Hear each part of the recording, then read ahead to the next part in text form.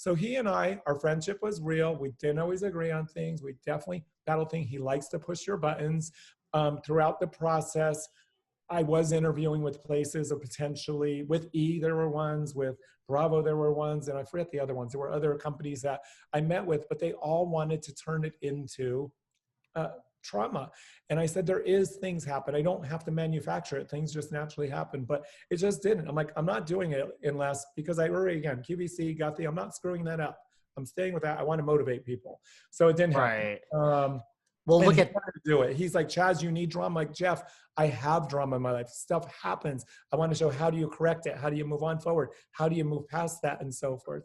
What are you going to say? Well, and you have like a successful business, so it's not like, you know, you already have that public persona. And I mean, you know, TV's great, and there's some money. I mean, there's money, but like not like a I didn't get paid, and people asked me that because I was on 10 seasons, right? 9 of the 11 seasons. There was one we weren't on because we weren't renovating. So I was 9 and 11, and I never got paid.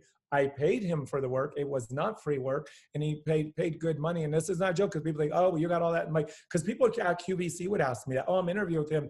Did you get paid for him? I'm like, no, I paid him for the work. This was legit work and jobs. No, I didn't get paid. And I wasn't even in the credits after all those 9 seasons. I fucking should have been, because people were like, I was a part of it. But I'm like, whatever, I wasn't doing it for that. I really wasn't. And it's like, people are ones that have told me, I can't believe they're not paying you. You've been on for 9 seasons. Like, I know, but I have QVC. I got the ranker. I have my own thing going on. I'm fine. So yeah, I think they all worked hand in hand. Like, he got 100%, and he knows it. He got people watching because of my QVC following and got the following. And yes, I got his people, because they tell me, I know which ones. Like, oh, I found you through Flipping Out. I wouldn't have known about you from Flipping Out. So they all worked in harmony together. None of them canceled the others out, which was great. And the reason I say that is because when I first started QVC, Guthie, the infomercial, was trying to take that away from him. Like, no, I've been here 2 years. I'm not walking away or turning this up to you. And I've built this, and I've worked hard to build this, and I'm not walking away from this. They regret that they let me have it, because they realize it all built, and it built equally across, and they fed each other. When I was on QVC, it educated you. When the infomercial, I'm like, oh, I know that product now, and vice versa. When the infomercial was on, I was on QVC, you're like, oh, that's familiar. I saw the infomercial, but these are different products. So it really did work well hand in hand. It really did. Well, and look at the power. Well, I was going to say, look at the power of TV, because like, you really technically hired Jeff because he was on TV. I mean, because you kind of knew not because he was famous, but you knew what to expect, kind of thing. Yeah, that's what I was just going to tell you. I didn't hire him because he was on TV, because I didn't want to be on the show. Right.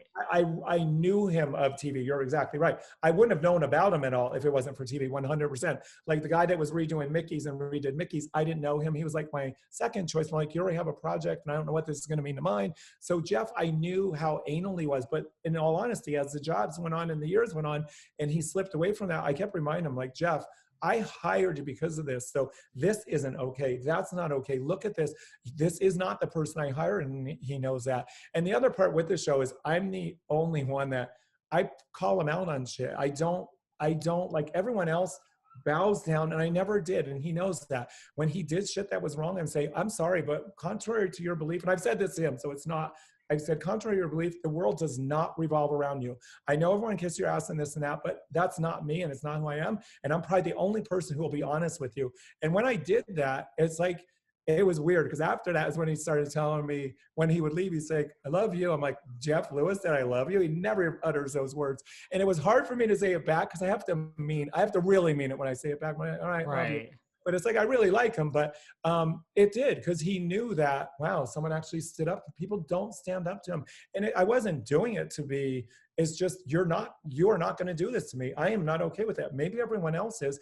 It's like, we would go to dinners and don't take a picture, he'll freak out. I'm like, fuck him if he freaks out. I mean, it's a birthday thing. What do you mean? I'm not taking pictures because he's going to freak out. Then fucking freak out if you're going to. It's like, I have to now live in that bubble of his world, because I'm sorry, and I'm being honest, I'm not dissing him. I'm really not. You know, the housewife stuff. So it wasn't that. He and I really had a good relationship. He is what he is. He does like to stir shit up. We know that. And I mean, it's not a secret. He acknowledges that. He does. But we truly did have a really great relationship.